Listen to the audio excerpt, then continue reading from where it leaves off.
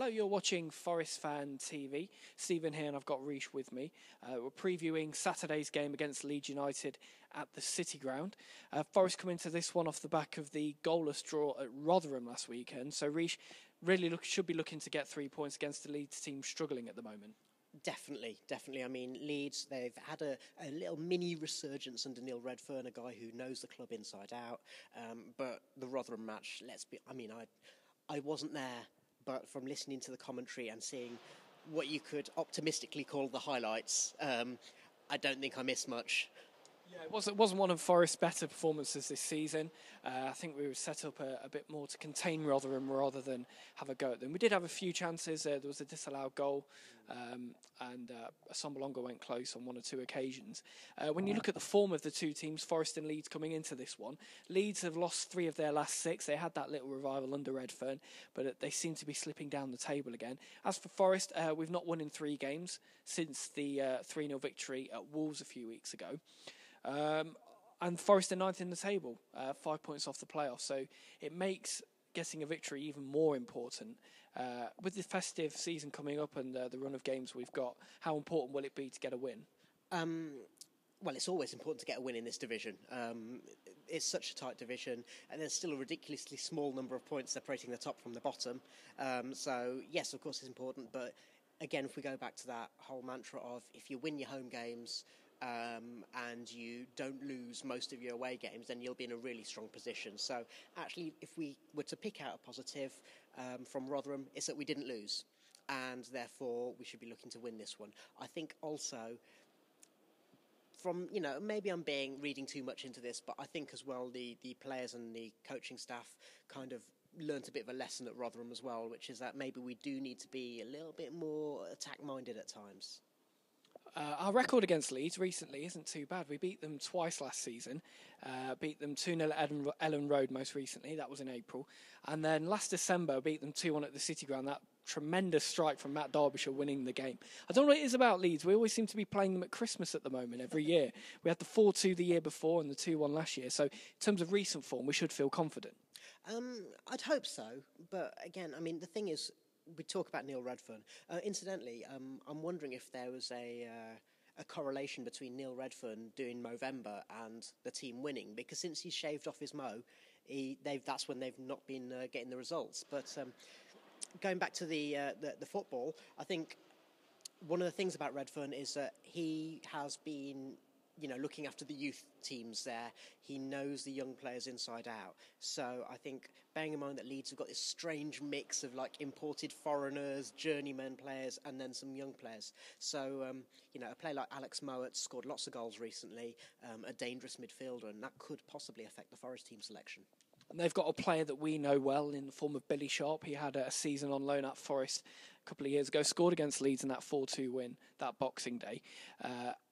I don't know if he's quite at the same level he was a few years ago, but he's still a dangerous player. If you give him chances, he'll score goals. And I think he'll keep the Forest defence busy. If he plays, that's the question. He hasn't played that much since joining Leeds. It could be that Redfern's favouring him, and that, of course, breeds confidence, which may make a striker more likely to score. I've always said, if you look at a player like Robbie Earnshaw, when we had Billy Sharp, if you play a centre-forward, as a centre-forward, give him a regular run of games, then players like that will get goals. So, of course, we have to be wary. As for Forest, what do you think they need to improve on from recent performances? I think it's too easy to bypass the midfield. The thing that at Rotherham, Ben Osborne wasn't playing. And I think one of the things that's worth remembering is that Osborne has been a standout player during some of the recent matches because he's never scared to receive the ball. He's always looking out to receive that. And I think that helps the defence out a lot, whether it be the centre-halves or the full-backs, because he'll, come a little bit deeper, receive the ball, and then look to play it forward to someone else who feels confident with it. And for me, Osborne would be a key selection. Yeah, with us being at home as well, the emphasis is on us to go and attack Leeds. So I think a player like Osborne alongside Lansbury, rather than Teshu, don't get me wrong, is a very good player. I think someone like Osborne would just give us a bit more bite in the attacking third. Although, again, if we go back to that counter-argument, would Tesha be better against Mowat, bearing in mind that Mowat's in a fine run of scoring form? Yeah, I mean, it's another selection issue for Stuart Pearce. He has got still quite a lot of quality players in that middle, even though we are missing Andy Reid and Chris Cohn, players of that ilk. With Forest's midfield, the main talking point over the last couple of weeks for many has been Henry Lansbury. Certainly his disciplinary record. He's on 9 bookings now.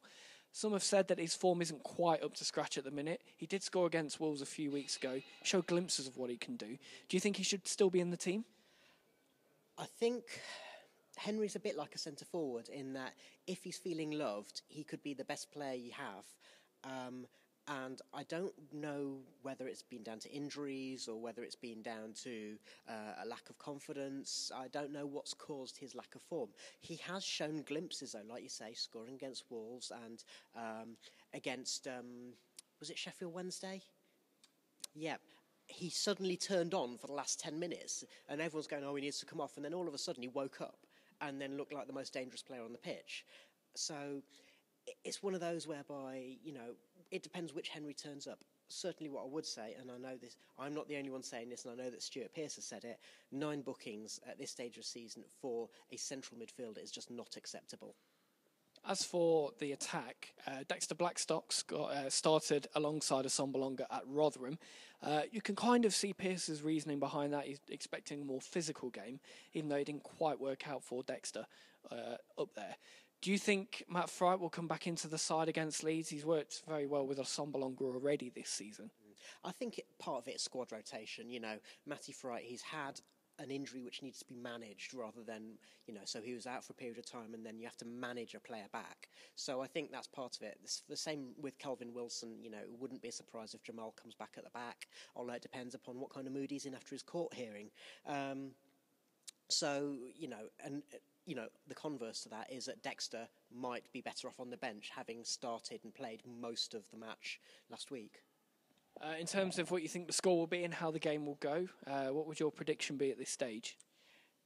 Oh, I don't know about the score, but I'm going to just say that Forest should be winning this one. I'm thinking it's close to Christmas. Forest at home to Leeds.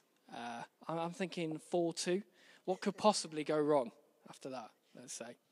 That's your prediction and you're sticking to it. Yeah, we'll see how that one goes. How do you think Forest will get on? We want to hear your thoughts, so leave your comments in the section below.